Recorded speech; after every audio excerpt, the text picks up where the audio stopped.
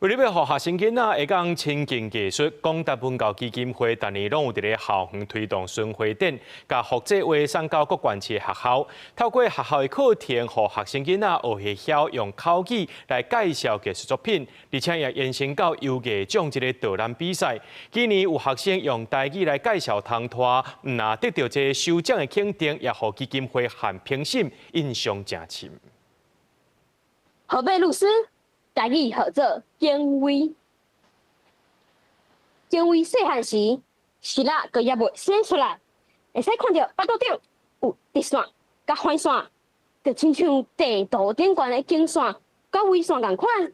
學生單團結用台語認真介紹敬畏這款草莓的特色，在伊佇咧廣達優藝獎的導覽決賽摕到首獎。評審甲問講，為什麼要用台語？單團結講，伊認為一個好的導覽員袂使干那會曉一個語言，而且台語唔但是母語，嘛是以口語表達上有自信的語言。另外，身為資源教師的阿母，嘛是伊上好的指導老師。阮兜有一本冊，迄本冊內底就講每一種唐拖的台語，安怎講？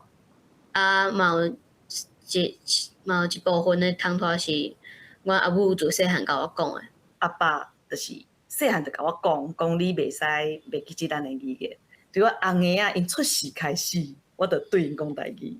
廣達文教基金會甲教育部共同舉辦的廣達優藝獎，今年因為風台甲用線頂進行決賽，總共是1627人報名，最後是12個人拼入決賽。基金會表示，看到囡仔有自信用台語導覽，講甲遮流利，印象誠深。因希望予各中小的學生用導覽的方式為藝術作品講話，唔但訓練表達能力，嘛發揮自主學習的效果。這個比賽嘛是藝術巡迴展覽的延伸。那遊藝計劃呢，就是把世界名家的畫作用複製化的這個形式，把它策劃成一個中小學生都看得懂的教育展覽。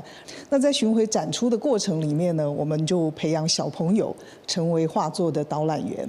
基金會表示，摕到首獎的學生，獎勵會當選獎金，也是去西班牙藝文參訪10天。那全國校園的優藝巡迴展覽，未來還佫有239場，繼續要甲藝術送去到各地的校園甲社區，希望藝術會當成做囡仔生活的一部分。記者盧尚珠、鄭俊佑、新北報道。